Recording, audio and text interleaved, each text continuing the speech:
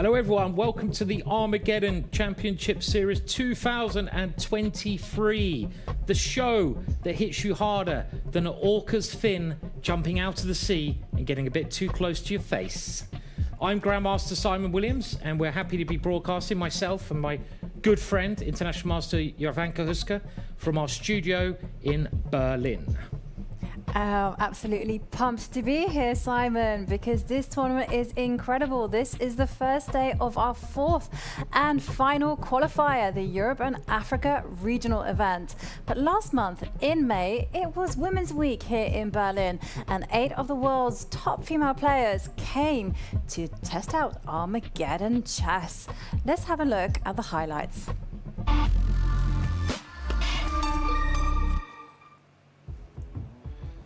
From May 8th to May 15th, 8 players faced off in the third leg of the Armageddon Series Women's Week in Berlin.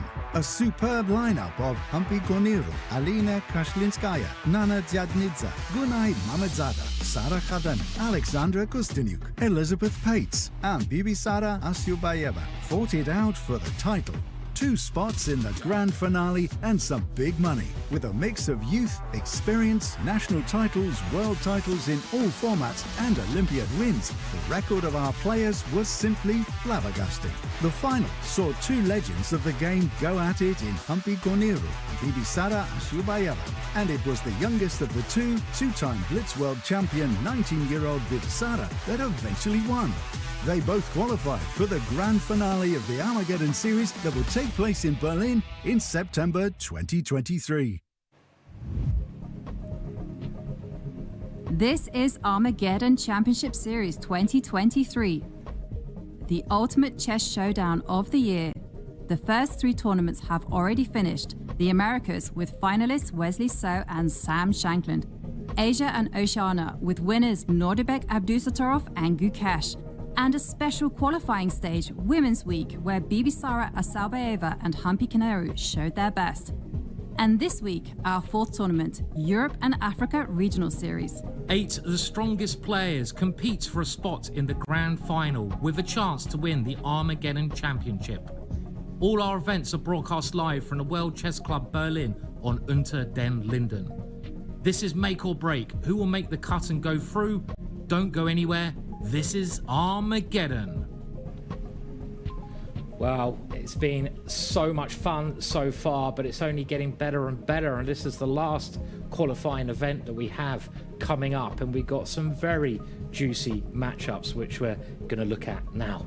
And take a look at some of those names. Jan-Krzysztof Duda from Poland, Maxime Vachier-Lagrave, Michael Adams, Richard Rapport, Romania's top player, Vincent Keymer, just 18 years old, Matthias Bluebaum, top player from Germany, Jorden Van Foreest, one of the world's most creative players, and Alexander Donchenko, online qualifier. It's incredible here. It is, and we started with a very fun opening ceremony yesterday, actually, and you can see here a lot of the people taking part will be coming up very shortly. Our beautiful studio there, and well, I have to say, even me and Jovanka made some cocktails, which was a lot of fun. There you see English legend Mickey Adams, and just some of the players who we're going to be looking at very shortly in this fascinating format. Some nice cakes in the background there as well, Jovanka. Yeah, and take a look at how many people are playing chess, both inside, outside, and a lot of fun, as well as some DJ music. Yeah, it was great fun. It was a great opening event, and you can see just how busy it is. This is the World Chess Club, just by Unter den Linden in Berlin. So if you're in the area, this is the highlight of the night, clearly. Myself and Jovanka just throwing some nice drinks together there. And of course, we have to mention our sponsors. IT.com Domains, the official partner of the Armageddon Championship Series, is IT.com Domains, a domain registry like no other. It provides a platform for anyone to create innovative domains and effectively showcase their online presence. Don't miss this opportunity. Visit IT.com today and create your unique online image. Yeah, so it's time now to have a bit of a deeper look at the bracket and who's playing who. And the first match is mouth-watering. It's Mickey Adams versus Jan-Krzysztof Duda. But let's just remind everyone of the format. It's a double elimination format, so that means in these mini matches, if a player loses, they get a second chance. They drop down to that bottom part, the lower bracket. If you lose 2 matches, then you're out and you go home. But better to not lose 1 match. Yeah, better to win them all, as they say.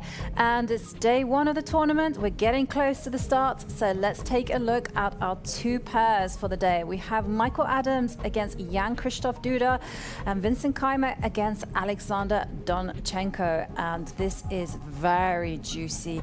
So let's take a look at the first pair. And let's have a look, because this is very spicy. A clash of number 1s.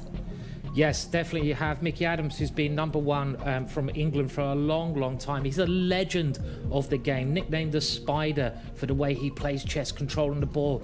But he's playing a newer legend, I think I can say it that way, Jan-Krzysztof Duda. A deep dive now into those players. And let's start with Mickey Adams. He was a grandmaster at the age of 17. His blitz rating, 27-11. He was a champion of Britain 7 times. He was FIDE World Championship finalist in 2004. He's a hero of a lot of us, including myself. He's a brilliant role model and player. And if we see... Hi, I'm Michael Adams, a chess player from England. I started off in chess when I was taught by my father when I was 6-7 years old. He wanted to teach me drafts, but chess was a more appealing game for me. I just found the pieces a lot more interesting. And once I learned the game, I won my first schools tournament and went on to play in a national event and performed quite well there. And then when I played in weekend tournaments against other players and saw the lifestyle that they were enjoying, that was a passion for me in chess. Chess, often events are very intense when you're taking place, but sometimes you have periods of free time in between events for reading, running, watching sports, rugby and cricket in particular. So yeah, use that time for events. Also, sometimes my wife was traveling with me to quite a lot of events, particularly in the earlier stage of my career, so that was great for me to have support and to keep family life going that way. He is certainly a British hero, but he will be facing one of Poland's national heroes. There he is, Jan-Krzysztof Duda, just 25 years old, became a grandmaster at 15 years old. Also the recipient of the Polish Gold Cross of Merit, which is the highest civilian award in Poland. And that, well, he got that award because he won the World Cup. He's also been the winner of the 2021 European Blitz Chess Championship. He's basically won a lot of things. And let's hear more from Jan-Krzysztof Duda in his own words.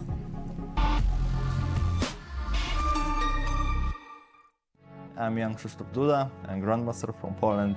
The current rating 1 in this country. I've been playing chess for almost 20 years right now. I began playing chess because I gave a shot to many sport disciplines back in the day, but for some reason, and I can't really explain why, I fell in love in chess and quickly became quite decent in it, like the best in my age in Poland, and it was a lot of fun, so I decided to develop in it.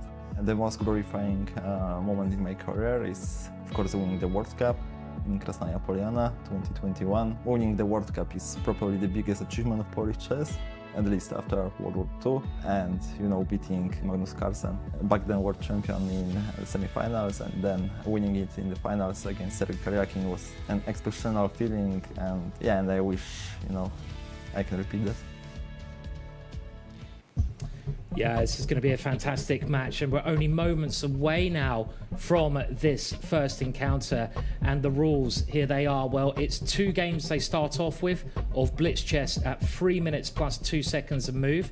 And if it's 1-1 after those 2 games, it goes to Armageddon. It will all be decided when white will have 5 minutes of the clock, black will have 4 minutes, but black will have draw odds. White needs to win, and there will be no time increment added.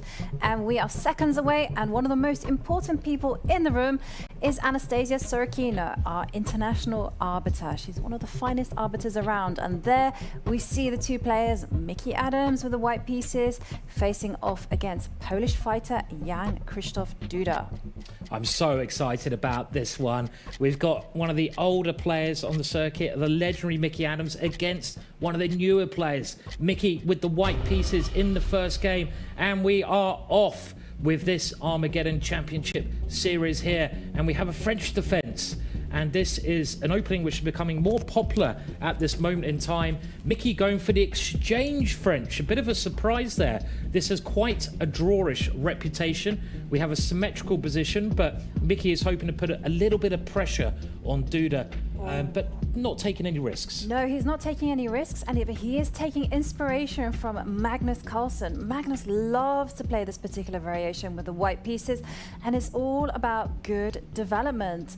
And there we can see the times, and we can also see hearts with the heart pulses pumping away. And just to kind of give you some context, if the players reach above 120, that means they are very stressed, and the heart will indicate that by flashing red. Look at Mickey's heart rate. This is one of the lowest that we've seen. Mickey does a lot of running, maybe that's helping, but he's keeping his heart rate to a solid 70. He does seem very cool when he plays chess, and you can see the position at the moment. The pawn structure is symmetrical, which gives it that drawish reputation, but white has the better pieces. That last move, putting black into check.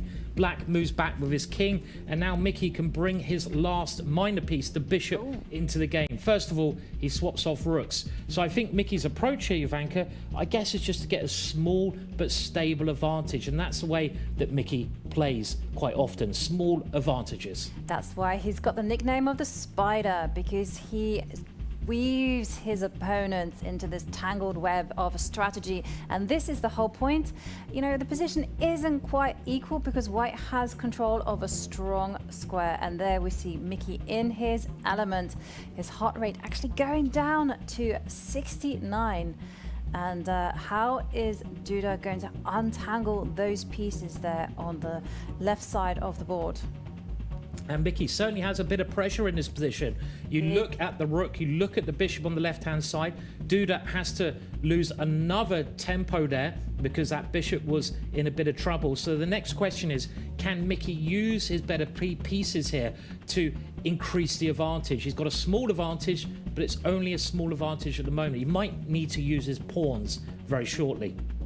There can be no success without a breakthrough, as they say in chess.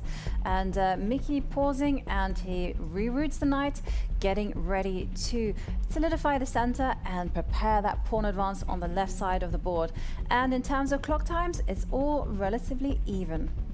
You can see the evaluation bar on the right-hand side thinks the position is pretty even, and Duda is now exchanging off some pieces. This is aimed at really getting rid of Mickey's most dangerous assets, that knight in the center of the board. Mickey has this reputation of the spider because you often don't really know what he's doing, and then all of a sudden the web has been weaved and he's overtaken your position. But I think Duda's doing a pretty good job here of maintaining about equality at this moment in time, about an even position. And Duda certainly will be feeling uncomfortable in this type of position because he has a nickname as well. It's the Polish fighter, and it's because he plays very aggressively in a very creative way, and he's always looking to win every single game he plays. And now he retreats the knight, getting ready to perhaps initiate some more trades, or maybe getting ready to put the knight on the central squares.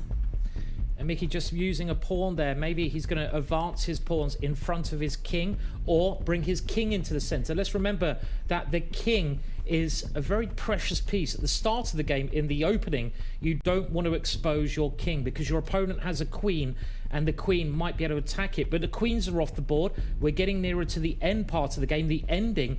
And at the end part of the game, the king has to move into the middle and use its presence. Duda centralizing his pieces, and he's going to bring his rook into the game very shortly. So just holding the balance at the moment. Pretty even position so far.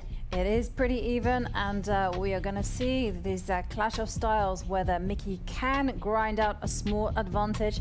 There he's maneuvered his knight, and he's getting ready to support the center. There it comes, and maybe a pawn push there on the left side of the board. But the question for Duda remains, how can he untangle his cluster of pieces there in the middle of the board? It still seems quite nice of Mickey, this, actually. I mean, I would not like to be in Duda's shoes here. I've lost to Mickey far too many times, being an English player, and he's playing this move to try and kick Mickey away a little bit, improving his king Duda there by moving it forwards. Mickey hasn't found a way to break through at the moment, pushes the Harry pawn, my favourite pawn. If that pawn is able to go one more square, then I think black could be in a bit of trouble. But I expect the Gary pawn, the black pawn next to Duda's king, yes, he pushes it forwards, attacking the bishop, swapping off the H-pawn at some point in the future. And take a look at Mickey's last move, retreating the bishop all the way back to its starting square. Mickey making sure that there is tension there on the side of the board. And, well, Duda is not creative for nothing. He decides to ruin his pawn structure there and go for piece activity. Keep an eye on the clock as well, because Mickey has the advantage in time. He has 1 minute 23, Duda down to about 30 seconds. They are playing on increment. That means every move they play, they get a couple of extra seconds, but this still could be a problem later on. At the moment, though, Duda's won a pawn, but it's not a very good pawn. It's a double pawn on the right-hand side of the board. So I'm not really sure how to assess this anymore. I guess still roughly even, and the time in that case will be very important. And we do have to remind everyone that the players are getting a 2-second increment, and Mickey has been surprised by Duda's approach and now taking a pause. That's Duda trying to anchor a piece onto the G3 square, and, well, Mickey says no, cannot have that, and instead develops the bishop out. And I like Duda's last move. He just simply, again, maintains the tension by keeping those pieces on the board. And it's Mickey that makes a trade and allows Duda to have the bishop pair. I actually, again, now like Mickey's position because his pawn structure is better. Look at the pawns on the right-hand side of the board. White's pawns are looking after each other. They can go in hand. Black's pawns are what we call split, so they're a little bit weak there. On the other hand, black has the two bishops. At some point, they can play a very important role. It's heating up, though, with Duda getting down to under 20 seconds, and maybe this last idea was a bit of an offer of a draw, because if you repeat the position 3 times, it could be a draw. Mickey doesn't do that. I think he's playing for the win. I think he is. And there we see Duda advancing pawns on the left side of the board. A breakthrough is incoming on the B line, and Mickey repeating the knight maneuver. Bringing his knight back into the center. Centralized knight is a good piece. I thought that knight would go to another square, but Duda creating counterplay on the left-hand side. When you've got the two bishops, you want to open up the position as much as you can for your bishops. And the rook now finds a good way in. Keep an eye on the time, though. Duda has to play quicker now. Mickey centralizing his knight. Under 10 seconds now for Duda. Yeah, under 10 seconds, and he has to make a move, and he retreats the bishop, attacking White's defending knight. Knight jumps in to a beautiful post, but it's not doing anything there. Duda still holding a bit of the balance, but the evaluation bar preferring Mickey here on the right-hand side. It went slightly up there. Duda now trying to activate his king. Still pretty even. Duda's picking up the pace in a very clever way here. Can that knight start causing problems? It jumps into the position, threatening to take a pawn with check there. So the black king comes back and defends that pawn. Now, a bishop is exchanged. We have now opposite colored bishops. This is very likely to be a draw now. Opposite colored bishops generally head towards drawn situations. Oh, and here we see an offer of a trade of rooks. If the rooks leave the board, that's it. The position will invariably be a draw. Mickey with a choice now, and he exchanges, and there you see handshake. The players have agreed a draw. Oh, Duda coming under some heavy strategical fire there from Mickey Adams. Yeah, but I think both players kept their cool so well there, actually, because this is the first game of this series, this one, the European African series, and there's a lot of tension there. They're in the limelight. You could see their heart rate was pretty stable there most of the time, and Duda under that pressure, but he seemed very calm as well. So very good quality game in general, I think, like high quality chess all round. Yeah, very high quality. I have to agree with you there. And I also was very impressed by Duda's resourcefulness, the way that he traded pawns, took those unconventional decisions, and of course, played at times with just 9 seconds left on the clock. He didn't lose his nerve. Yeah, it could come down to who is the coolest cucumber, and we can see the opening here. A lot of people actually call this opening the groan variation because it's got a bit of a boring reputation. You go, oh no, not the exchange French groan. But Mickey played this to try and get a very safe advantage, which he did get. He got a little advantage. In chess, we call it a little nibble. You nibble away at your opponent's position, but Duda was up for the challenge, and we can see here going into the ending, Mickey had a nice position, but Duda opening up that area of the board, Jovanka. Yeah, getting counterplay, and just take a look at the clock. I mean, he did this with only 10 seconds left on the clock, and it was very impressive play, but from both sides, I have to say, with Mickey defending as well against this activity. That's right, so a tough game to get us started there. And let's remember, Duda has the advantage of the white pieces after this, and the reason it was a draw is because the rooks are getting exchanged, and that just leaves the bishops. But the bishops are moving on opposite colours, so they can never have contact with each other. It was actually ex-world champion Boris Spassky, who famously played Bobby Fischer for the World Championships in '72, that said when he got divorced, it was like him and his wife were 2 opposite coloured bishops. They were just moving on opposite colour squares, and that's why a draw is agreed. But we're getting now closer to the second game, Jovanka. Yes, and of course it will be Jan-Krzysztof Duda who has the white pieces, and he has a completely different style to Michael Adams. Jan-Krzysztof Duda plays usually in an energetic way. He likes to throw the pieces up the board, and we'll see how Michael Adams can survive the opening stage. 26 seconds to go, and Duda is a really aggressive attacker normally, but Mickey's openings, the start of the game, this is an area of the game you have to prepare, you have to work on, because there are set ways you start the game are quite rock solid. They've got a good reputation. Can Duda with the white pieces, which is like having the serve in tennis, get anything against Mickey's solid openings? We'll find out. We will find out, and Duda, of course, can open with almost anything. He's very versatile, and he chooses to open with the queen's pawn. And what will Mickey play? Is it going to be a... Oh, he's throwing in a check. This is a favorite of Mickey. He likes to handle the Catalan by playing in a very natural way. Now he's challenging the center with a pawn, and whereas Duda just developing his knight, and next move will be getting the king to safety, and the white rook will probably come to the half open line. So Duda has actually sacrificed a bit of a pawn there. You see Mickey's grabbed the pawn, but this is very standard stuff for this opening. White gains the center in return, and that black pawn that's in white's area of the board can often be picked off, because it's very hard to defend that one. So it's only a temporary sacrifice, this one. Mickey now, with that queen move, maybe getting ready to push the pawn in front of it, making more exchanges, which he does.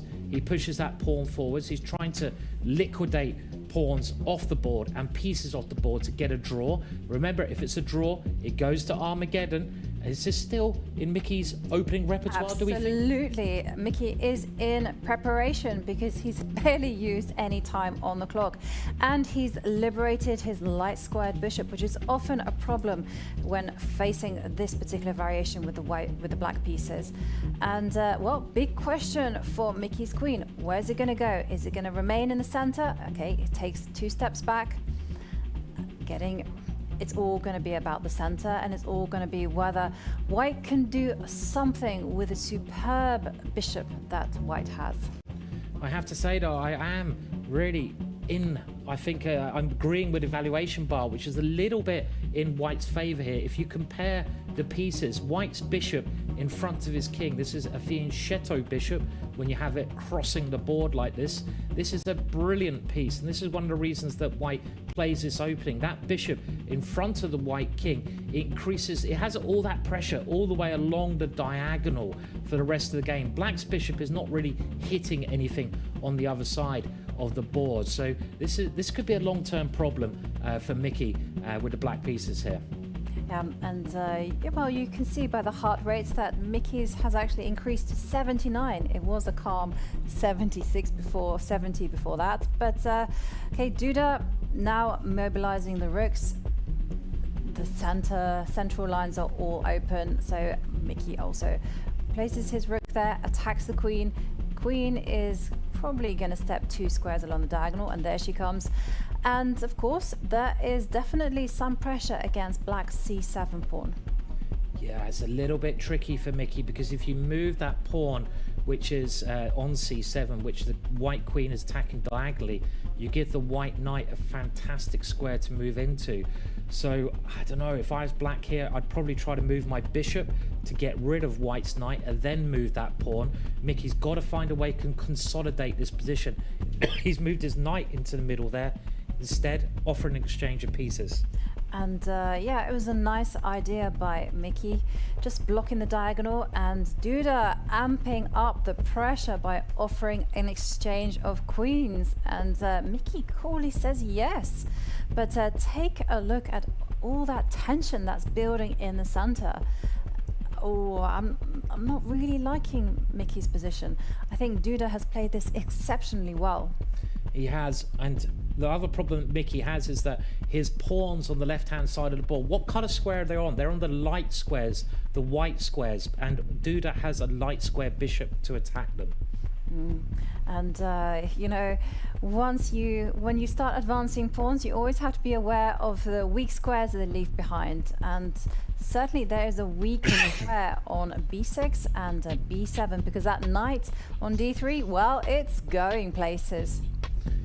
Yeah, that knight is rerouting over to the left-hand side to start targeting those pawns, and the base of the pawn structure on the left-hand side is where that knight is going to. And it's a bit of a miserable position for Mickey here, because he's got to defend that pawn and he's tied down. He's got a very nice knight in the middle of the board, Black does, but White can kick this knight away with a pawn move at the right time. He's moving that knight back, maybe getting ready to reroute it to another square there. Oh, but here comes the knight, attacking the bishop, attacking the pawn, and well, the bar absolutely loving White's position, and you can see it's moved up quite a solid amount. And there you see Mickey being forced to miserably defend that pawn with his rook. It's not the best use of resources, but okay, the players are now reaching the 1 minute mark. Anything can happen. It's all about whether Mickey can hold the position. Oh! Big tactic there, which I think Mickey missed, and the point was Black could not capture that knight because the White rook would have come all the way down, giving check and ending the game. So Duda has won a pawn, Jovanka, and it looks like a very healthy pawn. Yeah, he certainly stole that pawn, and still that knight is resplendent there on its square, and Black's king is far away from the action.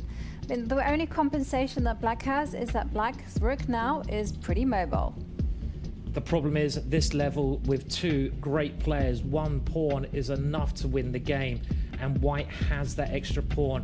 White's also got this lovely knight. This knight jumping backwards and forwards into the position, out of the position, has been such a nuisance to Mickey. Mickey gives his king now a bit of breathing space. The Black king now has the square in front of it. It can move forwards too.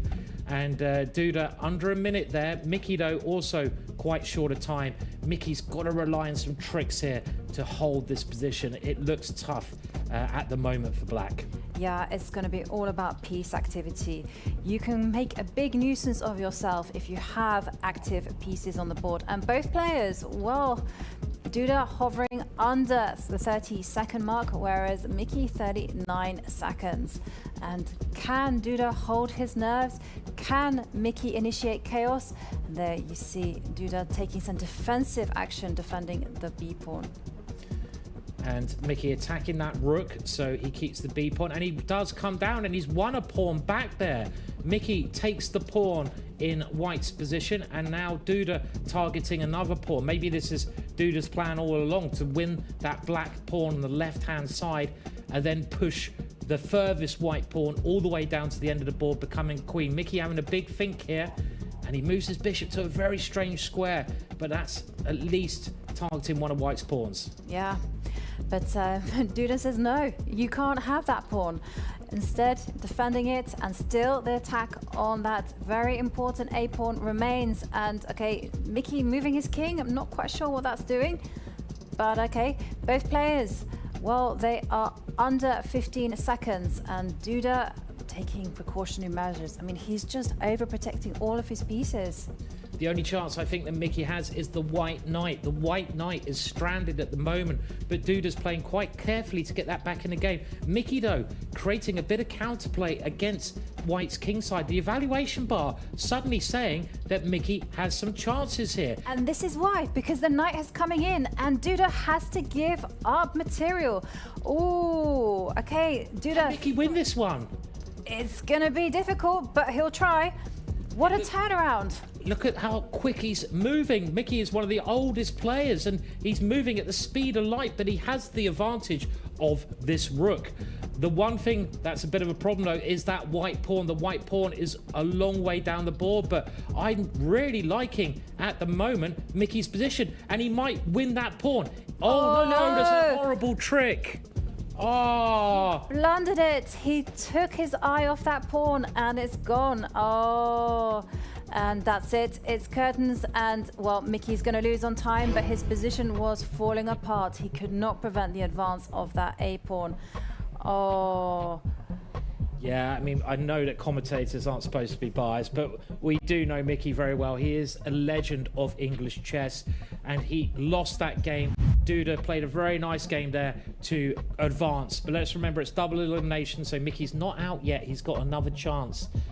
He has to win his next match, though. He does have to win in order to survive, but I have to say Duda really played a great game. You know, he spotted those tactical opportunities. He put Mickey under pressure from the get-go, and overall, I know, you know, Mickey fought back. Overall, I think it was a fair result that Duda won. Yeah, I mean, I feel a bit sorry for Mickey there, because he held in the game for so long. And let's have a look at some highlights. It was looking a bit grim here.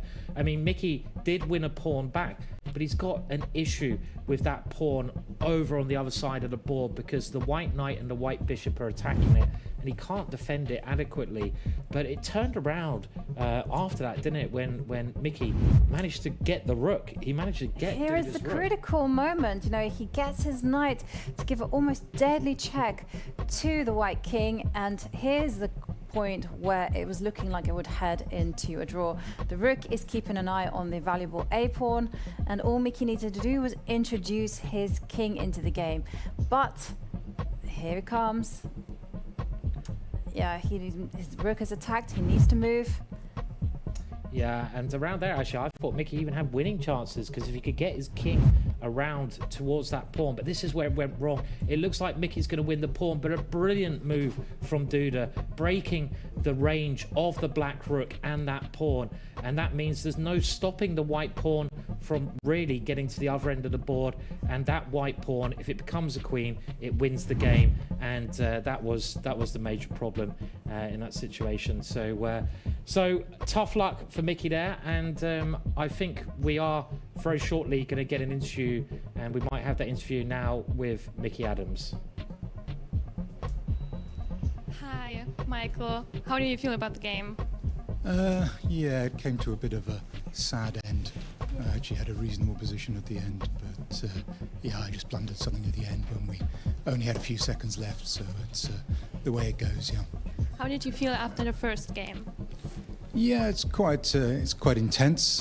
2 games, very high stakes, and yeah, first game I thought I played quite well, and I had a little bit of pressure. A draw was okay. Second game, I had a bad position, but I fought a bit. But in general, I thought I played okay. But it's just difficult. A very strong opponent, and yeah, I couldn't afford to blunder that.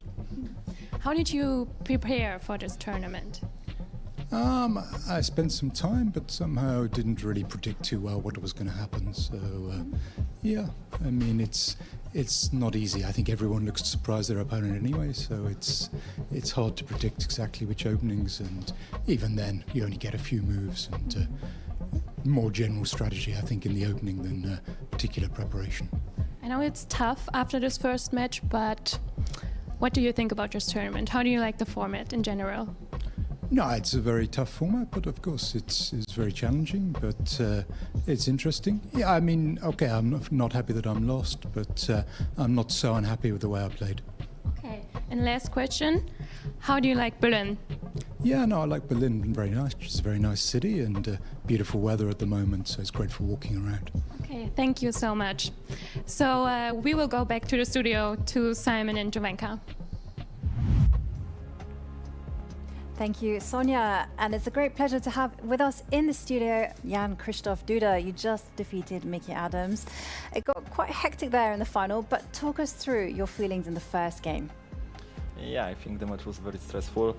My opponent is, of course, a very known player and extremely strong technician. So I'm happy I managed to win this match finally, but I'm not proud about the style of it. And the first game was an exchange French. Could you expect that, to have an exchange French, or was that a bit of a surprise for you, the way the opening went there? Yeah, I didn't quite expect the exchange French, to be honest, but yeah, but Mickey played had played like this before, so you know, in the exchange French, I thought that I would hold my own without much knowledge. So at some point, I think I got. I always had, I mean, my pawn structure was kind of weak, but I had two bishops, so it was always at least partial compensation. At some point, maybe I was a bit worse, but overall, I think yeah, the game was reasonably good. You got down to 10 seconds quite a few times in that game. Were you ever stressed, or did you think it was under control? Yeah, I all the time get 10 seconds, unfortunately, so I'm kind of used to it. I was more stressed, of course, in the second game. In the first one, I thought, you know, the position is so stable and relatively easy to play that it doesn't really matter. And the second game, it looked like you were doing great from the opening. You had comfortable pressure. You won a pawn, and then what happened? Yes, to be honest, I think my opponent blundered this pawn on b7, and after that, I consider my position to be, you know, like technical win, but it's never easy, especially in blitz. And once I got grip on this a6 pawn, I thought that with my a5 passer it should be more or less trivial, to be honest. But then somehow I just forgot that after knight takes a6 there is an 86 move, and actually my pieces are kind of stuck. Now I can, no, bishop was on b1, okay, doesn't matter. Anyway, I sort of panicked after this move, and of course, I mean, you know, to be like exchanged down for no reason wasn't that great. And it's pity, actually, because during the game I was kind of proud of this game, but now I'm, of course, not. Like, it was just pure luck that I managed to win that one.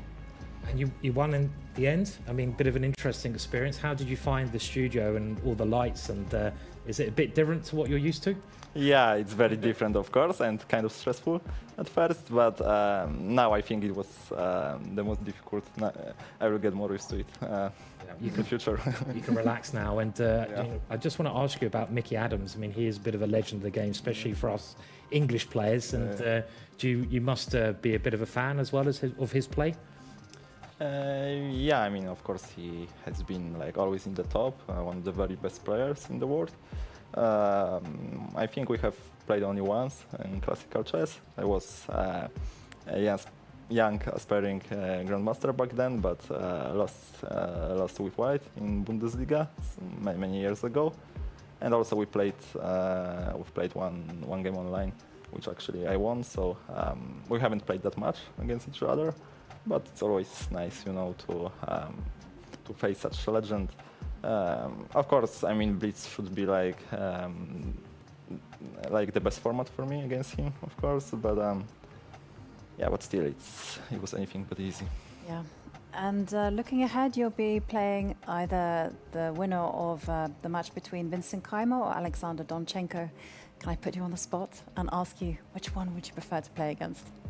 Yeah, I don't know, to be honest. These young German guys are very tough and kind of similar to each other. I think I've lost many games against Vincent for no particular reason. I think I underestimated him too many times, but I hope it won't happen again. So I'm looking forward to the fight and yeah, some exciting chess. Thank you very much for joining us in the studio, and good luck in your next games. Thank you. Thanks.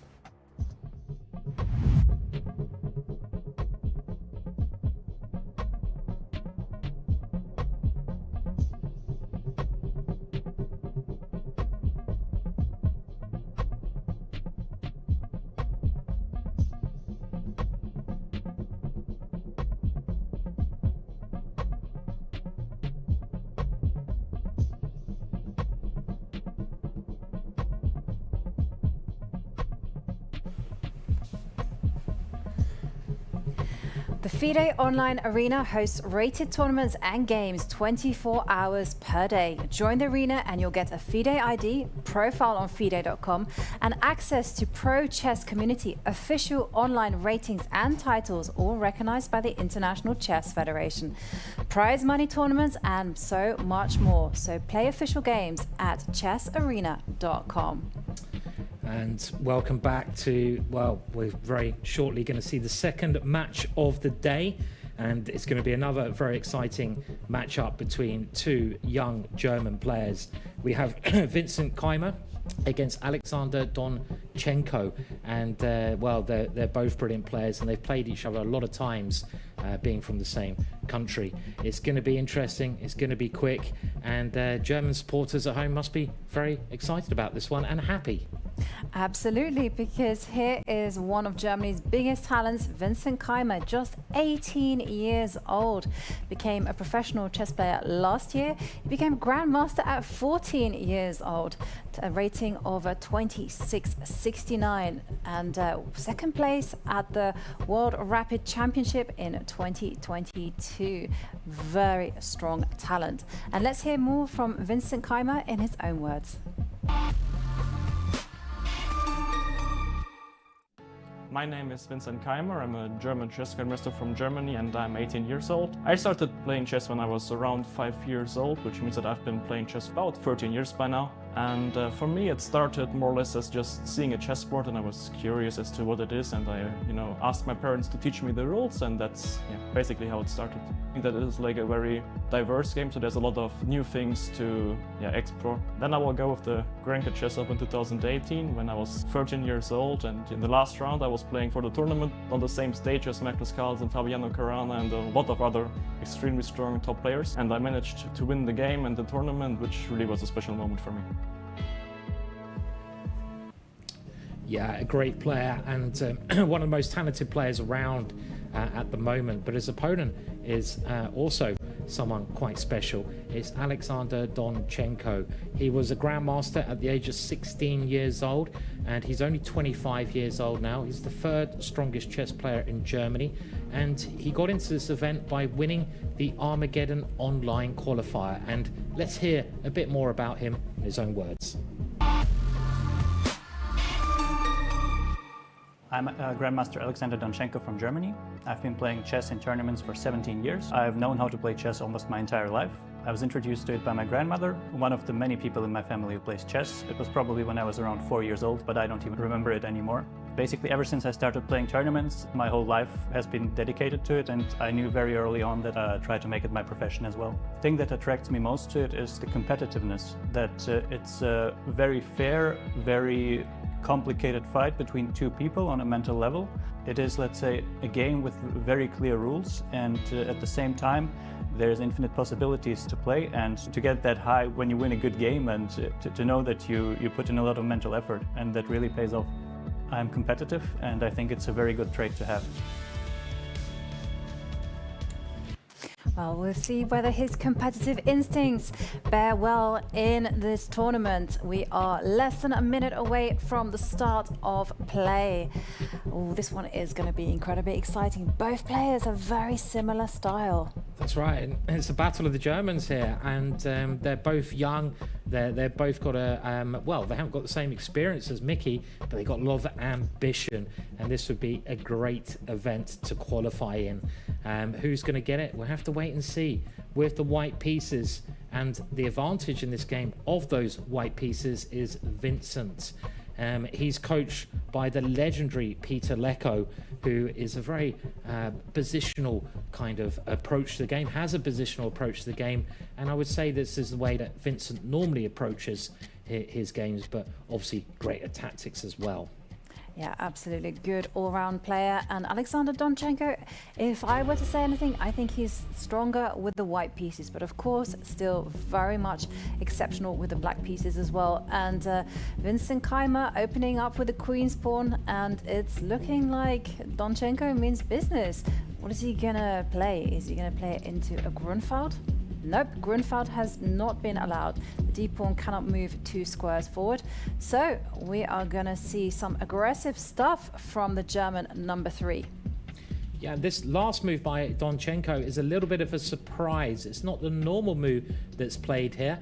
And he's now gone into, well, what we call a Grunfeld. So he has gone into a Grunfeld. Commentator's curse. As soon as you say it's not going to be a Grunfeld, it goes into it. And obviously that's a name for another setup that you can adopt at the start of the game. There's something like 1,600 different setups you can play at the start. You have to know them pretty much all quite well at this level. And with that last move, Black's preparing to push his pawn in the middle of the board. The approach that Vincent's gone for is a very positional approach. I know it's favoured by a good friend of mine, Keith Arkell of England. He loves playing this kind of structure as white. Again, relying on that bishop in front of white's king. And that bishop was really the piece that won the game for Duda. Alexander has a similar bishop, but it's blocked in by his own pawn at the moment. And white has a space advantage, Jovanka, as well. Yes, white certainly does have a space advantage, and that's why you see black chipping away at the center by advancing his pawn. Now, those 2 knights there on the left side, they don't make a great impression, but black's knights do have the possibility to jump around, and they will relocate and annoy the white pawn structure. Jump up, jump up. Jump around. Jump around. Yeah. And talking about jumping up, you can see Vincent Keymer's heart rate pulsing. It's on 125, and it's in the red zone. Yeah, this is a lot higher. Both actually heart rates are a lot higher than the last match, and it did seem that Mickey and Duda in the last match were especially calm. 125, I mean, I still think that's not too bad at this very fast and exciting level. You see the black knights, they are jumping around, but black has a bit of a worse pawn structure here. Again, 2 ways to evaluate the position: pieces and pawns. The pawns are like your skeleton, the pieces are like your organs. I like black's pieces, but I don't like black's pawns. The evaluation bar says it's even, and it does seem pretty close at the moment here. Yeah, but there is a threat with black's last move. You know, he did step forward with the queen, attacking the pawn there on the b4 square, and that's why Vincent slides the rook across to defend it. And the question for Alexander, how is he going to develop his light square bishop? Where is he going to go? And instead he says, you know what, it's going to stay at home. I'm just going to open up the situation on the left side of the board. I actually really like that move. That move is making sure that white can't advance too far in that way. It gets rid of one of Alexander's weak pawns. That was just one of the 2 weak pawns. On the other side, maybe I thought actually Vincent could have pushed that pawn, but he's opening up his rook. If you look at the white rook, that has an open line. That's where rooks belong, on open lines. Black's rook also has an open line, so still in the balance here, I'd say. And well, it definitely in the balance, Simon, but it's a question of what you're going to do. And well, Vincent's last move doesn't make a whole lot of sense. He has to develop his dark square bishop. He has to find a way to connect the two rooks. And Alexander, perhaps also surprised by Vincent's move, is taking a pause. He's going to think about perhaps developing the light square bishop. I think this is the problem of both sides. They got one more minor piece, which is a knight or bishop. We call these minor pieces that they need to develop. Alexander's bought his bishop out, but where's Vincent going to bring his bishop? You need all your pieces playing a part in the game. You could, okay, the bishop just sneaks back. The white knight went to an aggressive square there. Another thing to keep an eye on is the time. Vincent is 30 seconds below Alexander. That could be an important factor. The heart rates, they're nearly symmetrical.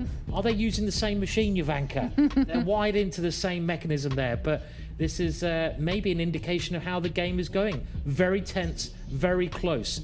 The last move threatens that knight, though. It does threaten the knight, and tell you something, Simon, there's something that's not close, and it's the clock times. There we can see Alexander Donchenko with a big time advantage, but he's taking a pause. He mustn't let that lead slip. And Vincent's heart rate going up to 131. Ooh, but that move, the queen plants herself on a potentially vulnerable square. But it is that bishop next to white's queen, which I'm worried about for Vincent. That bishop, get out of bed, my friend. It's too late in the day for you be having a lay-in there. It's sleeping there, and it needs to get into the game. But black's knights kind of dominate that bishop. So what's he done? He's moved his rook to attack the other bishop. And here we see the black pawn kicking away the white knight. I like this move. The white knight has to now retreat. And Vincent's got to speed up now. He's down to 30 seconds, but Donchenko's pieces, they're really starting to coordinate so well together here. They're coming to life. I mean, it's very difficult to even suggest a move, and that's why Vincent just gets that rook out of the firing line. And still, it's under attack, and he has to retreat that rook to where it started from. But oh, look at that. That rook is on the same diagonal as the bishop. Can there be any form of tactics? And Donchenko just says, you know what? I'm just not going to even bother to calculate. I'm going to pile up the pressure on the A pawn. Whoa, everything is happening. Yeah, I mean, again, just look at the pieces here. Black's pieces are clearly much more active than white's pieces. White's pieces, they're all going back to bed. I think that knight was jealous of the bishop and thought, I'm going to join you in bed there. But this is not a good plan. You need to activate. And what's happened here? Oh, my words, I think Donchenko has blundered here. He's allowed Vincent to capture two knights for the rook. A big mistake there by Donchenko, and Vincent now has the material lead here, Jovanka. That was a major mistake. Yeah, big slip up there from the German number 3. But still, the position is relatively even. There's lots of dynamic opportunity for both sides. It's just going to be about the clock management. And oh, what you doing there? That rook is vulnerable. I think Donchenko is very annoyed that he allowed that tactic, because really that should be a winning material advantage. But the time situation is another key factor that could make this conversion a bit difficult for Vincent. That rook not looking so stupid now. It's causing some problems. The evaluation bar, though. But look, it's so being attacked left, right and center, and there's just no coordination with black's pieces at all. Those two rooks, they need to be lined up together. And there you go. Where is that rook going to go? It's going to go all the way back to the B8 square. It's going to get out of dodge quickly, and ooh, Donchenko now only 18 seconds, and Vincent Keymer, well, 12 seconds, and oh my goodness me. Well, we thought all the action was happening on the left. It was in fact happening on the right. There you see Vincent stealing a pawn. It just shows you how tense chess is at this time limit, because Donchenko had played a great game from the opening, but in the middle game, he played one mistake, and those two white knights, they're just jumping around. Jump up and get down. That is the theme of this game. They are causing a lot of pain to black's house there, and that pawn is about to support the white knight to jump towards black's king. The black king is just too exposed. Okay, I'm expecting the queen to come to the h6 square and weave a mating net. Oh, it doesn't go there. Instead, it offers a trade of queens. Oh, finally it gets there. And okay, queen takes pawn. So black is now material up, but look at black's king. It's getting chased around everywhere, and it's still got to be broken down, but it's king safety. The white knight and the queen, they coordinate so well together, and the white queen is now threatening to come all the way in with a check. Look at the clock, though. The clock is key, and he comes down with checkmate. Checkmate, and there you can see the king on the red square. It's toppled over. It's, well, game over for the black king. White wins. That was a tense game. I mean, even at the end there, Jovanka, it seemed like Donchenko caused some problems, but it really was that one blunder that turned the tide. And this is one thing about chess. It's unlike, I think, any other game or sport. And you can see there, I think it was actually Vincent who won that game, and not Donchenko. So Vincent Keymer did win that game. But you can see in chess, it's so tense. You can play a perfect game for 50 moves. You make one little mistake and you lose. You lose the game, you lose the prize money, and you can't pay your rent. I've been there before. Chess is brutal at times, and that is the nature of the game. But it was Vincent Keymer that netted the point, and here we can see the big blunder that Simon is referring to. You know, Vincent Keymer was in trouble, but after this move, he is in trouble no longer, and his pieces just start springing forward. Yeah, that was the big mistake, really. After that, white got the two knights for the rook, and you can see white's knights in the middle of the game. We had some more exchanges here, but this actually only helped Vincent because black's king was now completely naked, and there the white knight jumps towards the black king, and you can see very shortly that knight is just hopping its way gradually into the position to attack the black king and to give checkmate. Yeah, and all this happened when the players just had seconds left on the clock, and there we can see Vincent Keymer 1 point ahead of Donchenko. That's right, and we actually saw checkmate on the board as well, which is pretty rare. In this position, white starts the attack, and the white queen decimates the protection of black's king. There goes the pawns, the bodyguards of black's king, and now the knight jumps in, and, well, Donchenko's so short a time, and he tries to defend the position. The white queen snakes its way around now, and this was the final mistake. Checkmate on the board. What a beautiful finish there. It was a beautiful finish, but the players, they had seconds left, and it's all about holding the nerve. And now Donchenko, playing with the white pieces, will be in a must-win situation if he wants to take the match to Armageddon. If not, he gets demoted to the losers bracket. And no one wants to be in the losers bracket, do they? No, they don't. But you have to deal with it, and that's what makes it exciting, this double elimination. But they're only 30 seconds away now, and well, at least he knows what he's got to do. He's got to win with the white pieces. He's got to go aggressive, and he's got to avoid blundering pieces in this one. Absolutely. Don't let that clock tick down. That's the best advice that you can get here when it comes to the Armageddon. And Donchenko usually opens with the queen's pawn. He's quite a solid strategic player. How will he cope in this must-win situation? Well, let's see. I don't think there's any point changing his openings too much at the start of the game, so he might as well stick to what he knows. And he changes it a little bit, the English opening, maybe because there's so many English players so far here. Well, one. It's not that many, is it? English commentators and players, I should say. And this is a very standard setup here from white. It has a bit of a positional kind of reputation. I don't know if this is a bit too passive from white. Could white have picked a bit more of an aggressive opening, meaning, you know, because he needs to win this game. Black gives up a bishop, but now doubles white's pawns. And the opening we see here, Jovanka, I actually think it featured quite prominently in the World Championship match between Kasparov and Karpov in Seville in the 1980s. And I know this because I was there seconding Kasparov in 1980. That's how old I am. That is actually a little fib. I'm not that old, just in case you're wondering. But I have actually played this opening. I've played this position with the white pieces myself. And it's fairly even, as the evaluation bar is saying. But I like white's bishop again in these kind of structures. And that rook also gaining a nice open line there.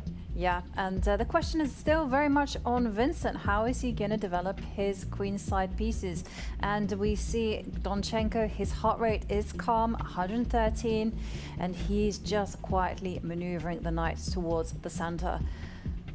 And Vincent, how is he going to connect his forces? Because for the pieces to work well, they need to harmonize together. And there you go. He develops the bishop to attack the queen. Queen must come out, but white has a threat on the board of rook takes pawn. I wonder if he's just gonna, I thought this was possible. And now is black gonna give up that bishop? No, he brings it all the way back. So very interesting strategy from Vincent there. He moved his bishop out, he attacked the queen, and he's basically saying, oh, that pawn move that Donchenko played, that pawn move, well, was a little bit bad for white's position. And the white knight comes back here. I don't know. I'm not sure if that was a good or bad idea. Yeah, I'm not sure either. I mean, it did provoke a weakness, as you say, but at the same time, it cost him time, and time is so important in chess. And now, well, Vincent Keymer making a very committal move, and this is why Donchenko is thinking, are there any tactical possibilities along the diagonal? Well, he pushes forward with the f-pawn, sets up a threat of bishop takes knight, and Vincent calmly defends this.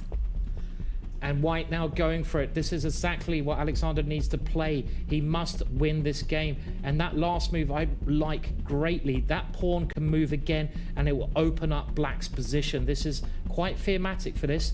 Then the two white bishops could start to play.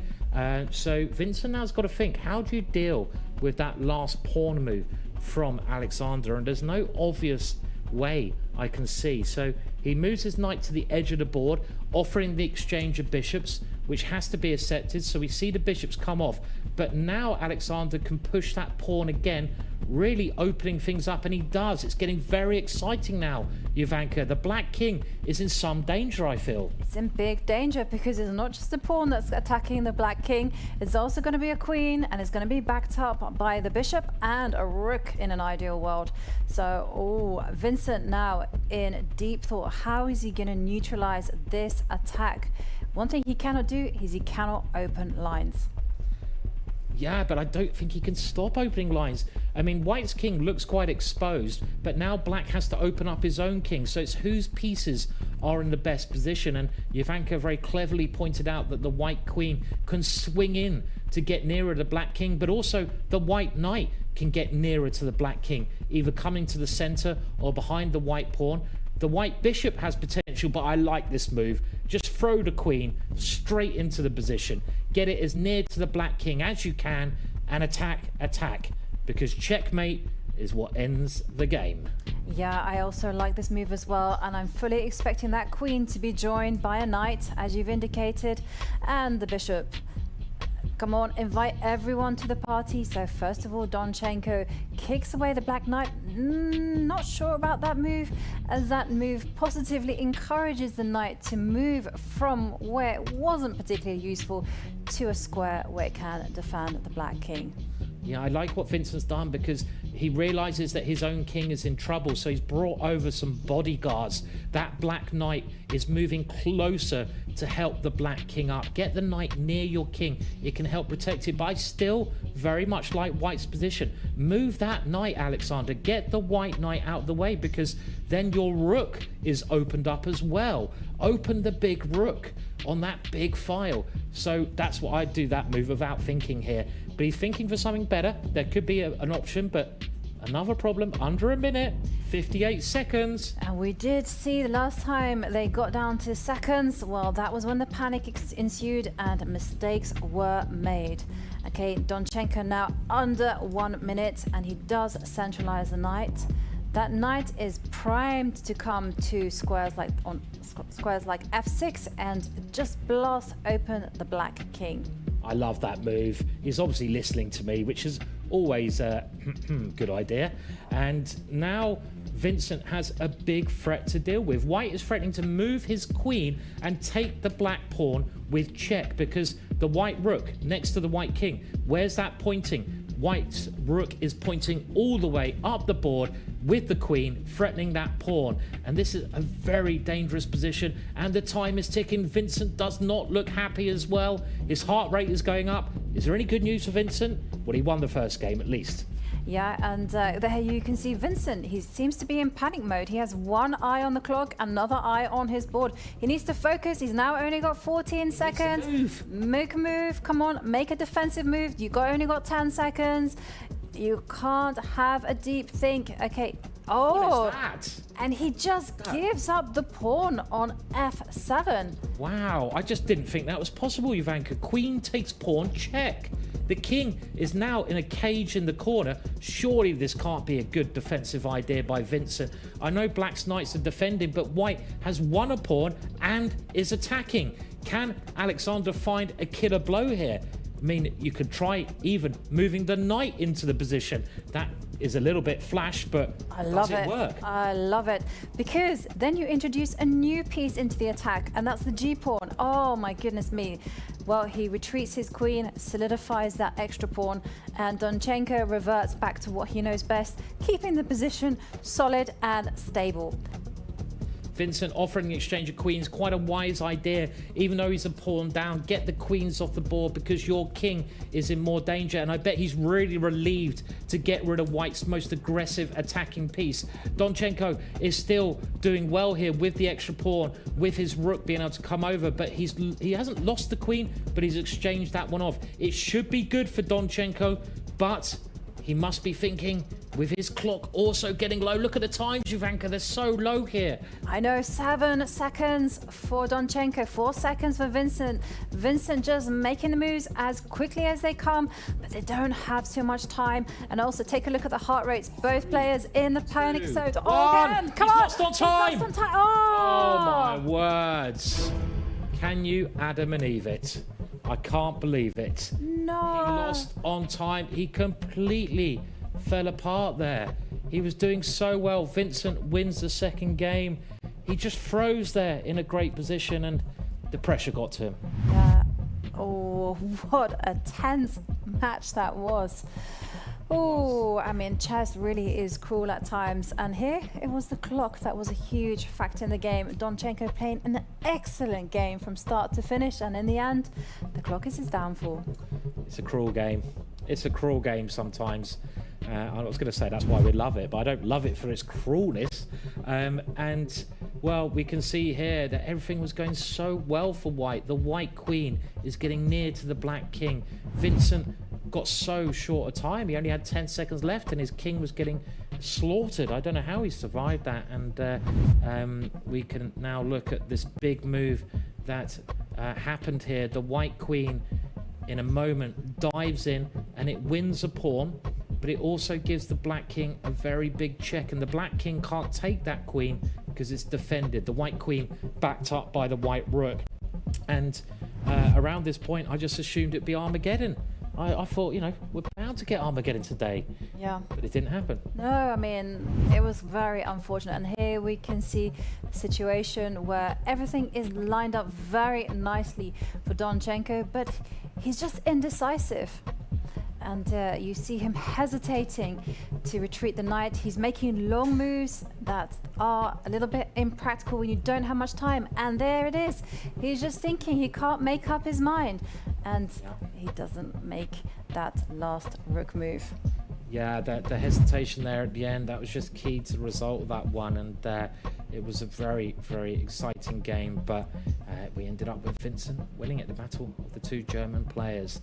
And I think we're shortly obviously going to hear from the loser of that one, and we'll see what went wrong in that second game, I think. But first of all, I mean, I don't know, I mean, it would be a bit depressing if I lost that one on time there. But time, very important part of the game. It is of the essence. I mean, it was a very heartbreaking moment for Alexander Donchenko, but we also have to throw our just tip our hats off to Vincent Keymer for having stayed in the game and managed to find the resources to not only surprise Alexander, but also to net home the point. We'll hear more from Alexander as we have Sonia, who has an interview with him. Hi, Alex. I'm so sorry for this tough match. How do you feel? It's pretty disappointing to actually play two very good games and then in one game blunder in one move and in the other just blunder on the clock. Okay, I see. Like, how did you prepare for this tournament? I think my biggest preparation was playing a few games with Jorden before the games today. I think it actually helped. I played some relatively high quality chess. Unfortunately, I didn't pay, let's say, attention, and when you're not that sharp in blitz games, it just comes back to bite you. It's a tough question, but how do you like this tournament so far? Like, how do you like the format? Let's say it like this. I'd say it's very punishing. All that matters is the result of basically a single blitz game, and it is what it is. You either win it or you lose it. It's I don't know. Right now I don't like it, but my fortunes might change. Okay, last question. How do you like Berlin? I'm not a big fan of large cities in general, so I prefer it more peace and quiet. But let's say the hotel is very nice. I walked around a little bit, and it's a beautiful city, but it's just not exactly my cup of tea. Maybe again, if I win a match or two, all of a sudden my view might change. Okay, thank you so much, and good luck for the next round. So back to the studio to Jovanka and Simon. Well, we're lucky to have the winner of that match, the all-German clash, Vincent Keymer, here. And Vincent, I mean, two exciting games. And do you want to talk us through the first game, first of all? It seemed like it went kind of your way. Yeah, I mean, I won the game, but I wasn't feeling so confident the whole game. I mean, first of all, he kind of surprised me by playing, well, the King's Indian then turned into a Grunfeld structure. And then, yeah, when he had this, I mean, we got to the structure where he had this pawn on c6, which kind of really annoys me because it just restricts my knight on c3. In exchange, his knights on b6 and c4 were kind of dodgy, and I think then he just must have blundered when playing queen e7. Before that, I was absolutely not sure whether I even had enough for equality. So, of course, that was very fortunate that he played queen e7 there. And then in the second game, yeah, I think I underestimated the attack because I just saw everything with d4, knight e6, and after knight d4 I thought I can just play queen d7 and missed that. He just probably rook f7 and g6 is completely losing for me. And then I had to play this knight f8 move, which, I mean, it's clear that after this I'm much worse. I still thought I had some chances, and then of course, yeah, I mean, him losing on time, I think still in the last position he should be much better, maybe winning, I don't know, but I still had some chances to fight, but of course, yeah, it would have been a very tough defense. Yeah. So you said you were annoyed during the first game because his pieces were active and yours weren't, but then you had your lucky chance. And how were you feeling during the second game? Because obviously you're 1 point up, but you were suffering in your position. Yeah, I mean, first of all, I thought I'm fine, and then when I realized that my position was actually pretty bad, I already had not that much time to think about how bad it actually was. So then I was just focusing on trying to survive. Yeah, and well, your heart rate actually indicated that you were quite stressed. I think you got to 130s at some point. Anything above 120?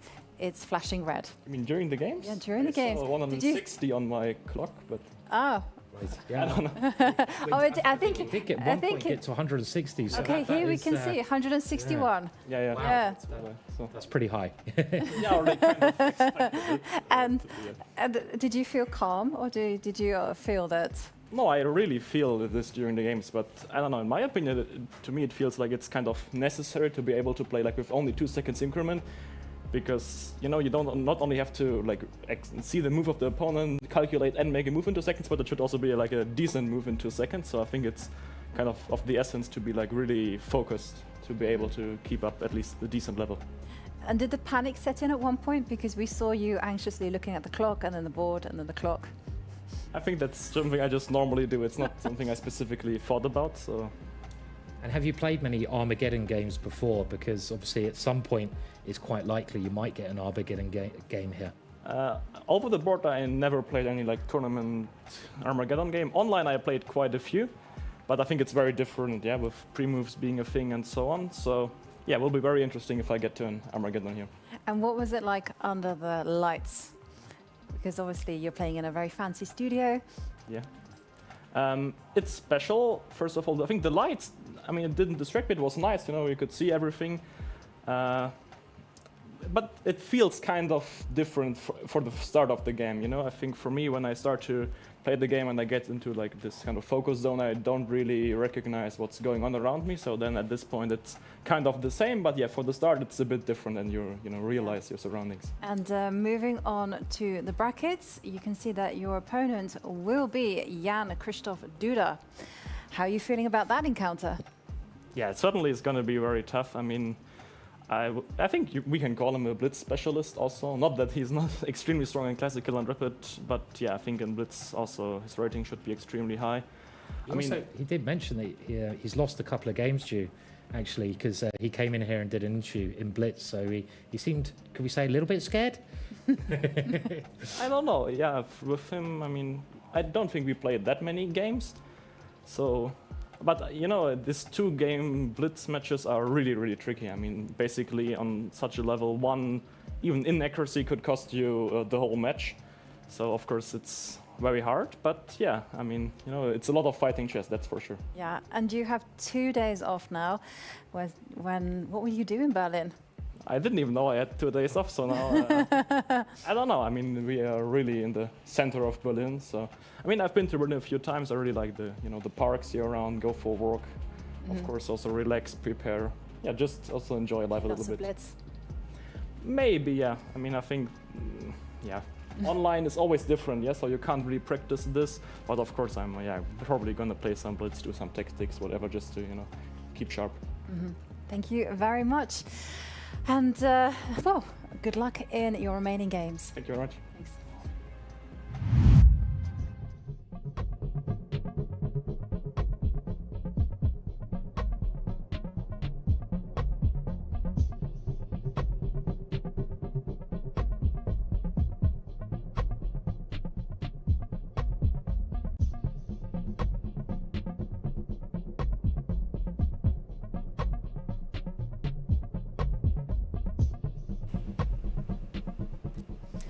Time to mention one of our partners. As a technology and digital privacy company, Kaspersky supports the secure advancement of chess in the digital space and its expansion into online tournaments. A perfect combination of human excellence and strong technology. Yeah, and what a great day of chess we had today, and a beautiful way to start this fascinating tournament. I mean, historically, I think it's fair to say that Europe has had the strongest chess players, and they're fighting it out here. We had in the first match our friend and the Spider. I love giving nicknames. At home, you should all try to give the players nicknames, be polite, and the commentators, be polite. But you had the Spider, and he went down against Duda, but it was a very close match. Then we had Vincent keeping his cool a bit better there in that second match, I'd say. Yes, certainly in the clash between the Germans. It was Vincent, just 18 years old, German's strongest player. And taking a look at the bracket, we do have some more exciting games in store for you tomorrow, because it is a battle between Richard Rapport against Jorden Van Foreest, one of the most creative players around. And then we have Matthias Bluebaum, our online qualifier. And there he is playing against a blitz specialist. He's been blitz world champion quite a few times, Maxime Vachier-Lagrave. I can't wait for tomorrow. I mean, both of those matches brilliant, but I have to say Richard Rapport versus Jorden Van Foreest, these two players are known as the two most creative chess players in the world, so that is going to be fire on the board. And Jovanka, I remember a very famous saying that Mickey Adams once said, and he was asked in an interview, what's the best thing about being a professional chess player? And do you know what he answered? No. He answered, he never had to get a proper job. He avoided getting a proper job. He could play chess his whole life and make a good living from it. And that's what the players are playing for here. They're all fighting for a good bit of prize money. And it's like a gladiatorial battle, isn't it, of the mind, which is fascinating. Yeah. Not just the mind, but also the nerves. Yeah. I'm slightly disappointed that the players didn't get the memo that it's Armageddon. We want to see Armageddon. But of course, we will get it tomorrow. And I have to say, again, well done. Well done to Jan-Krzysztof Duda and, of course, Vincent Keymer for getting those match victories. Yeah, definitely, and it's going to be brilliant tomorrow. I mean, it was a good start, but are we going to play an Armageddon game if we don't get it, me and you? Should we just get the board out, play a little bit of Armageddon? Would everyone like to see that? I'm a bit scared because last time we played, you destroyed me. But maybe I'll get you a glass of wine first or something. Oh, I play very good when I have wine. I'm worried about that. Yeah, very confidently. So, but we'll see. We might get the Armageddon out, but we're bound to have it. And I do predict it tomorrow with those pairings. I mean, both brilliant matches. And, you know, Richard Rapport was just recently a second for the current world champion. And that must have been a real experience. He's got lots of interesting ideas up his sleeve. I don't know what's going to happen in the opening there. It will be fascinating. I can't wait to see. It's going to be the creative pessimist against the creative optimist. Richard, are you an optimist or pessimist? Optimist. Of course, yeah. I knew the answer to that already. Yeah, I think we both are. But make sure you come back tomorrow for the same kind of format, but some more great chess. And no one's knocked out yet. Let's remember, it's a double elimination tournament. It's just warming up. It can only get better and better. See you tomorrow.